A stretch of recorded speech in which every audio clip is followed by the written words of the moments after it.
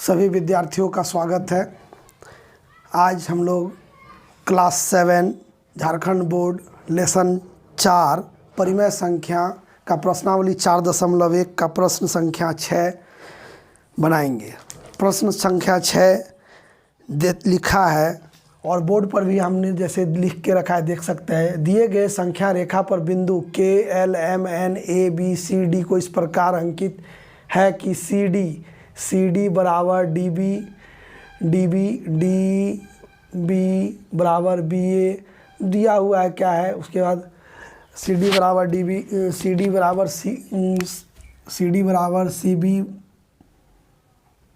बराबर BA बराबर ये सब दिया हुआ है। और इस तरह से दिया, उसका कह रहा है कि B का क्या होगा, B का क्या परिमेय संख्या होगा, L का क्या होगा और M का क्या होगा। तो इसको हम क्या देखते हैं कि आप जब यहाँ से देखिएगा 0 और 1 के बीच 1, 2, 3 भाग है, फिर 1 और 2, -1 और -2 के बीच भी 3 भाग है। इधर भी देखिएगा 3 भाग लिया गया। तो अगर इधर चलते हैं तो देखिएगा 3 भाग यहाँ, 3 भाग यहाँ, चौथा यहाँ भी भाग है, ये 3 भाग करके। तो ये हो जाएगा पहला 1/3, 2/3, ये 3/3, ये 4/3, 5/3, ये हो जाएगा 6 के का मान होगा 6/3, ये 7/3, इसका मान 8/3। यानी आप देखिएगा कि L का जो मान होगा परिमेय संख्या वो 7/3 से निरूपित है और M जो है वो 8/3 है।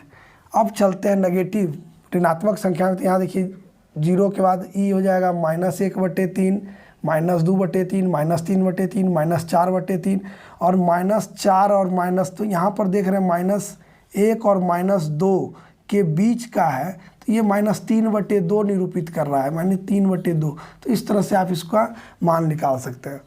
प्रश्न संख्या 7 कहता है निम्नलिखित परिमेय संख्या को उनके मानक रूप में लिखिए। मानक रूप में लिखने के लिए क्या करते हैं हम लोग, अंश और हर का महत्तम समावर्तक ज्ञात करते हैं।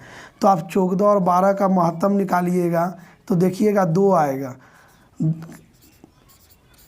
2 से 6 बार में 12, यानी 2 से पूरी तरह कटता है। तो इसको 2 से जब भागा दीजिएगा, इसको भी 2 से, तो ये मानक रूप में 7/6। फिर इसी तरह से -20/-40 का अगर निकालिएगा तो 20 और 40 का निकालिएगा तो 20 होगा इसका महत्तम समावर्तक। 20 से भाग दीजिएगा तो ये -1/2 आएगा। फिर 21/341, 21 को 341 इसका महत्तम ज्ञात कीजिए। 21 और 341 का, 21 एक बार में 21 कटा, फिर 23 133, इस तरह से आ रहा है। 21 3 एक बार में, फिर कितने बार में लेंगे, 3 बार में अगर लेंगे, 3 नहीं लेंगे, 6 बार लेते हैं तो 6 1 6, 6 दूना 12, 6 बार में लिए 6 1 6, 6 दूना 343 ही है ना, कुछ अलग तो नहीं लिए, 343 ही है। 6 1 6, 6 दूना 12, तो यहाँ बच जाता है आपका देखिएगा 13 में तो 7, फिर 7 से 21 को 3 बार में, यानी 7 इसका जो है संख्या है। 7 से भागा दीजिए तो ये आएगा 3 और ये आएगा 49।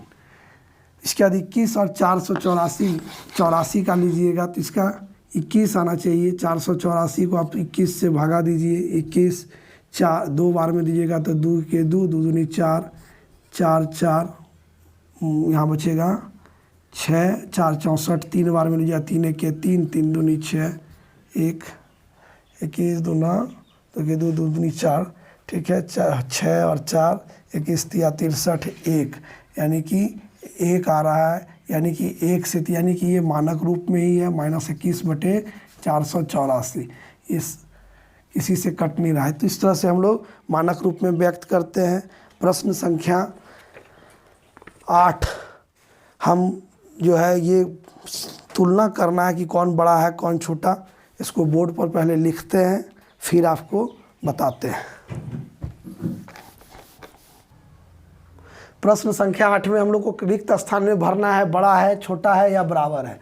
तो पहला आप देख रहे हैं 4/6 और इधर है 7/9। परिमेय संख्या 4/6 या 7/9 कौन सा बड़ा है। तो इस तरह से हम लोग नहीं देख सकते। इसको क्या करेंगे, कैंची गुणन करेंगे, यानी 4/6 और 7/9 कैंची गुणन आप जब कीजिएगा, दोनों परिमेय संख्या धनात्मक है तो ये 9 चौक 36 और 7 छक 42, ऐसे कौन बड़ा हुआ? तो 42 बड़ा है, इसलिए इसमें ये बड़ा का चिन्ह लगेगा। दूसरा में है 1/2 और 40/80, तो अगर इसको गुना कीजिएगा तो 80 इधर भी 80 या इधर भी 80 आएगा, तो ये बराबर का चिन्ह यहाँ रखेंगे। तीसरा ये शून्य है, ये ऋणात्मक है, तो हम देख रहे हैं कि ये ऋणात्मक है तो शून्य बड़ा होगा।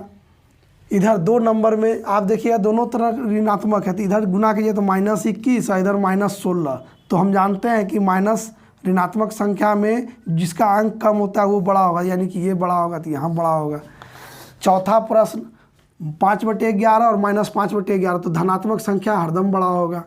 यहाँ देख रहे हैं क्या कि -3/-7 है, 3/7, तो ये भी धनात्मक पूर्णांक, ये भी सेम, दोनों बराबर है, यानी बराबर का चिन्ह देंगे।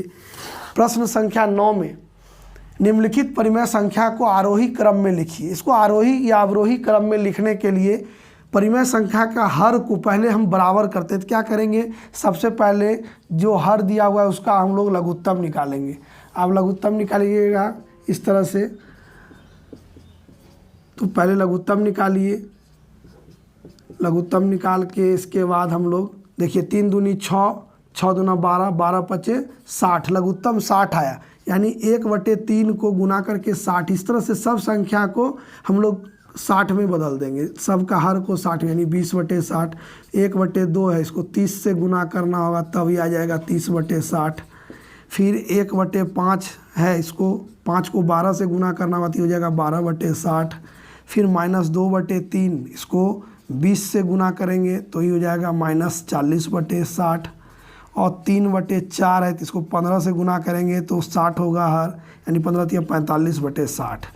अब सब नीचे बराबर है, 60 है, तो सबसे आरोही क्रम में है, तो सबसे छोटा देखिए -40 1 नंबर में ये होगा।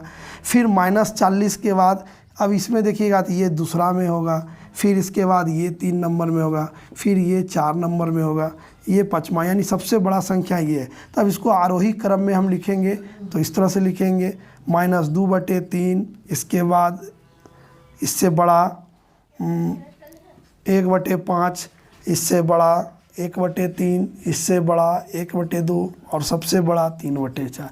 इस तरह से आरोही क्रम में लिखेंगे।